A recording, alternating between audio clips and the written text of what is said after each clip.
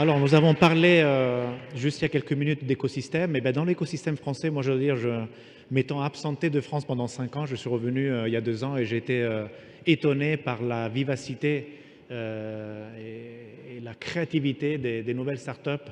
En 5 ans, la France a fait des pas de géant sur l'innovation. Et donc, nous avons voulu voilà, vous donner 2 exemples, un dans le monde de la santé, un dans le monde de l'énergie, pour vous faire un peu réfléchir à combien ça va vite. Donc, on va commencer avec Adscientiam, qui est une startup dans la santé. Liuma, est-ce qu'il est là? Ah, le voilà. Donc, Luma, bonjour. On va tout de suite mettre en fonction ton micro, j'espère. Et tu vas nous expliquer donc Adscientiam, donc un mot latin. Donc on a pensé que parce que je suis italien, ça vient facile, mais c'est pas facile à prononcer. Vient parce qu'il n'y a pas encore la lumière dans l'angle. Voilà, donc Adscientiam, ça fait 6 ans. Vous avez développé votre activité dans À la Pitié à la Salpêtrière. Pitié Salpêtrière, voilà. Et en fait, vous êtes aussi un partenaire de l'EA Factory de Microsoft. Donc, on est dans entre un monde santé et un monde tech. Donc, quelle est l'intention stratégique de la boîte que tu as créée et comment vous opérez? Alors absolument, j'ai eu la chance de créer la société dans un grand hôpital parce que ça m'a permis de travailler avec les patients, avec les médecins et vraiment de comprendre leurs problématiques. Des problématiques auxquelles on répond avec des outils qui sont des applications mobiles, mais des dispositifs médicaux. Et ces dispositifs génèrent une masse importante de données et on doit traiter, analyser ces données, d'où l'intérêt justement d'avoir rejoint l'accélérateur de Microsoft sur l'intelligence artificielle. Très bien. Et je sais que donc, dans vos intentions, vous allez vous attaquer à des maladies qui sont complexes. Donc, j'ai lu sclérose en plaques. C'est une Oui. des plus compliquées. Donc, comment vous vous y prenez? Quelle est l'approche? Alors effectivement, la sclérose en plaques, d'abord, c'est une maladie terrible, puisqu'elle touche 100 000 personnes en France, et c'est la première cause de handicap chez les jeunes adultes. C'est une maladie qui attaque la myéline, qui est la gaine isolante du système nerveux, et sans cette isolation, ce sont comme des fils électriques, ça crée des courts-circuits, et selon l'endroit où ces courts-circuits se produisent dans le corps, eh bien, ça crée des dysfonctionnements qui peuvent être aussi variés que la marche, la dextérité, la vision, la cognition du patient. Alors le patient atteint de sclérose en plaques voit son médecin, son neurologue, 1 à 2 fois par an seulement. Et souvent le neurologue, la consultation, on lui demande « Alors, bonjour Carlo, comment ça va depuis l'année dernière ?» Et le patient doit restituer 1 an de vécu en 5 minutes, avec beaucoup de stress, l'effet blouse blanche. Donc les patients nous ont demandé de les aider à résoudre ce problème en leur permettant de préparer tout au long de l'année leur consultation pour donner des informations objectives aux neurologues. Pour le neurologue, il y a également un problème parce qu'en 10 à 15 minutes que dure la consultation, il n'a évidemment pas le temps d'évaluer chacun des paramètres. Rien que pour la marche, il faudrait au moins une demi-heure. Donc, on a construit MS Copilot, qui est un outil permettant justement que le neurologue prescrit pendant la consultation à son patient. Le patient télécharge sur son propre smartphone l'application, qui est gratuite, et il partage ses données avec le professionnel de santé. Et ensuite, à domicile, entre les consultations, il va pouvoir évaluer lui-même chacun de ses paramètres. Et à la consultation suivante, le médecin disposera de toutes les données. D'accord. Et donc la technologie, c'est un rôle prépondérant pour essayer de résoudre cette équation. C'est ça. Vous voulez peut-être je Oui, crois qu'on a préparé une petite vas-y. démonstration. Montre-nous comment ça fonctionne. Est-ce que tu as besoin de te rapprocher ou c'est bon Non, d'ici? je pense, voilà, on va voir une Ok. vidéo. Donc, on va prendre l'exemple de la marche. Je pense que tout le monde voit. C'est très simple pour le patient. Il suit un tutoriel, il met le téléphone dans la poche et il marche jusqu'à être trop fatigué.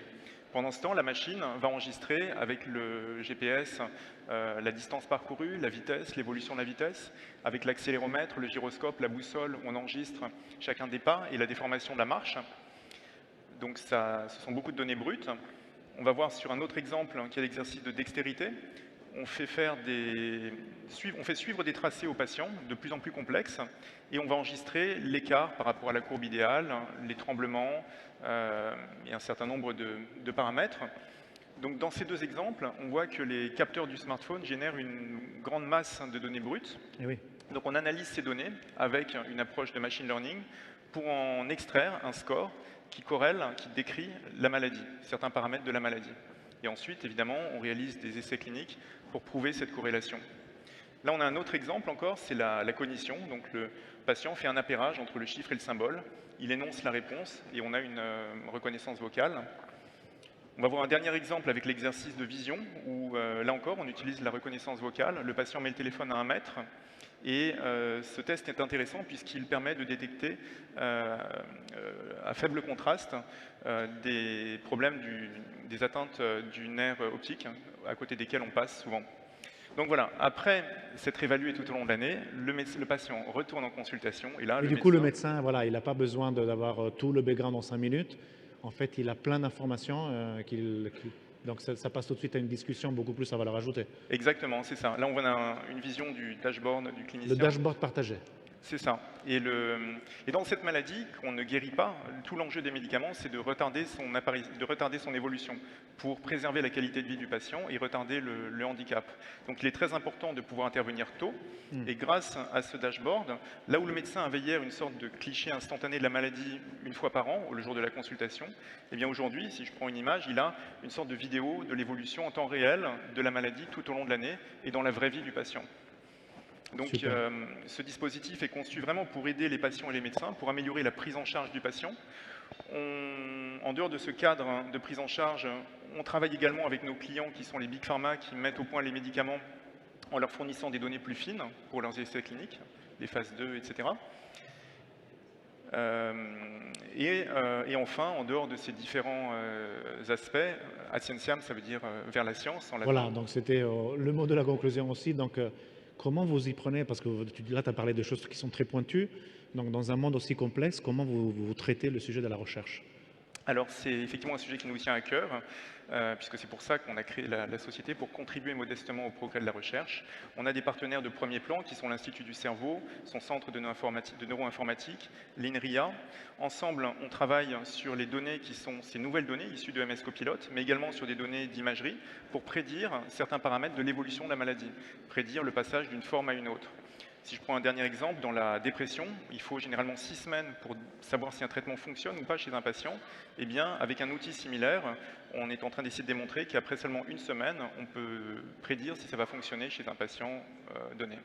Donc, dans tous ces métiers, c'est absolument passionnant puisque, que ce soit dans la prise en charge du patient, dans la recherche ou dans chacun des domaines d'intervention d'Adscientiam, eh bien, on participe quelque part à la construction de certains éléments de la médecine de demain, à la construction de nouveaux standards ou de nouveaux outils avec les technologies de Fantastique. Microsoft. D'ailleurs, si le groupe ELSA n'est pas encore un de vos clients ou partenaires, on va récupérer Thierry tout à l'heure, on va te le présenter. Bravo, parce qu'en seulement 6 ans, avec de la passion et de la persévérance, vous faites des choses merveilleuses. Donc, félicitations à toi et à toute l'équipe. Carlo.